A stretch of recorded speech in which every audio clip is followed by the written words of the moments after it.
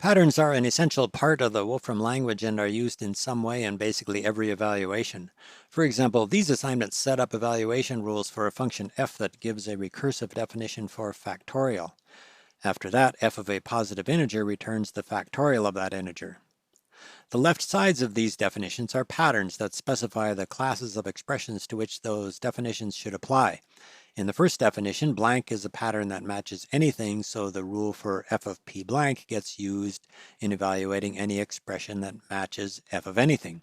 The left side of the second definition is also a pattern, it just happens to be a constant pattern that matches only the one expression f of 1. This definition of factorial is only intended to be used when the argument is a positive integer, but these rules for f match even when the argument is not a positive integer. Applying these rules to an argument that isn't a positive integer gives infinite recursion, since then the rule for f of 1 never gets used, and the other rule can be applied indefinitely. This problem can be resolved by changing the pattern on the left side of that first definition, which can be done by removing the current rule and then entering a rule with a condition pattern so that the rule applies only when the argument is a positive integer. After that, f of a positive integer works as before, and f of any other expression just evaluates to itself, since there are no longer any rules that apply when the argument of f is not a positive integer. That definition with the slash semicolon and a condition is an example of a pattern that includes a restriction. Blank followed by integer matches any expression with a head of integer, and the slash semicolon notation adds the restriction that positive of p must evaluate to true.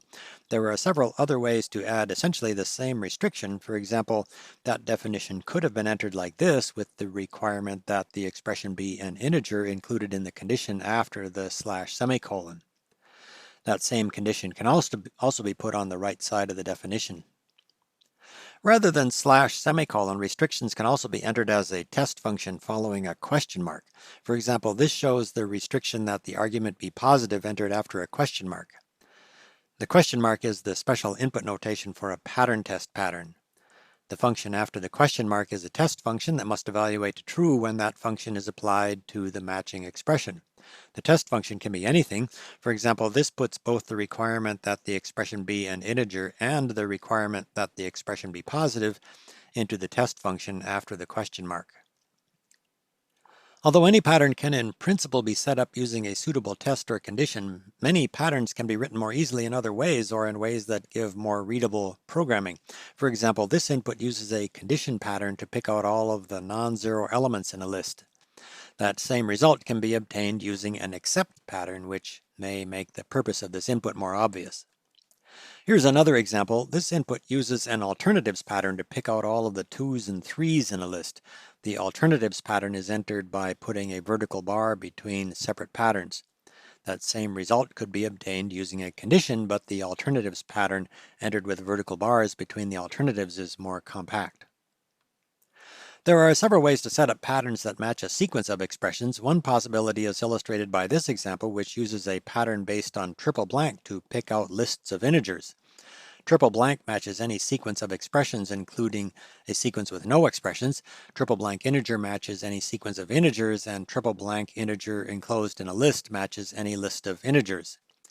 That same result could be obtained using a pattern with a test after a question mark. In this example, the test function checks whether the expression is a list and includes a bit of programming that checks whether all of the elements in that list are integers. The triple blank pattern essentially provides a way to deal with that sequence without the need to explicitly program the processing of the elements in the sequence.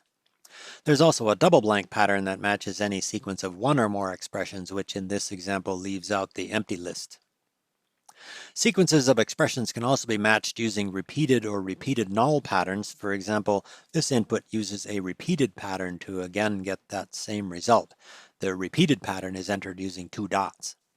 The blank integer pattern matches any integer, and the 2 dots after blank integer give a pattern that matches any sequence of one or more integers. There's also a repeated null pattern that works like triple blank in that it also matches an empty sequence with no expressions, which in this example gives a result that includes the empty list. The repeated and repeated null patterns are more general than the double blank and triple blank patterns, since the pattern before the dots can be anything. For example, this input uses a repeated pattern in combination with an alternatives pattern to pick out lists in which all of the elements are 1 or 2. A variation of that example is illustrated by this input, which uses a repeated pattern in combination with a pattern based on pattern sequence. Pattern sequence of 1, 2 matches 1 followed by 2, which here in combination with repeated picks out lists with repetitions of 1 followed by 2. Often in making replacements, it's useful to insert default replacements when an element is missing. For example, this assignment defines a function r that displays a string rotated by the number of degrees specified in the second argument. This rotates the string by 30 degrees. If the second argument is omitted, this string is rotated by 90 degrees.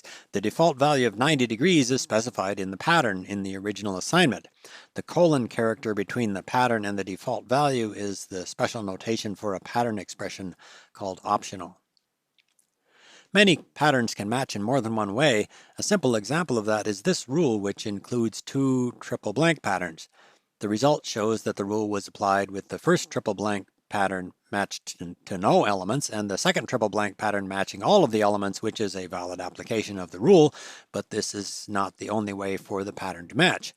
This input uses longest around the first triple blank pattern so that the rule is applied by choosing the match with the longest sequence of elements matched to that first pattern. The same result could be obtained using shortest around the second triple blank pattern. In addition to these two ways of potentially applying that rule, there are actually several other possible ways for the pattern to match. This input shows an interesting function called replaceList, which returns a list of all possible ways of applying this rule. The result shows that there are 5 possible ways of applying the rule. The default used the first way of doing the match. Longest or shortest can be included to cause the match to be done using the last way, but there are 3 other possibilities, and in more complicated examples, the number of possibilities can be quite large. In practical examples, it's usually not difficult with the help of longest or shortest or other conditions to pick out the desired match. For example, this input uses a condition to specify that the triple blank patterns should match the same number of elements. A special case of pattern matching is matching expressions that themselves include blanks or other non-constant patterns.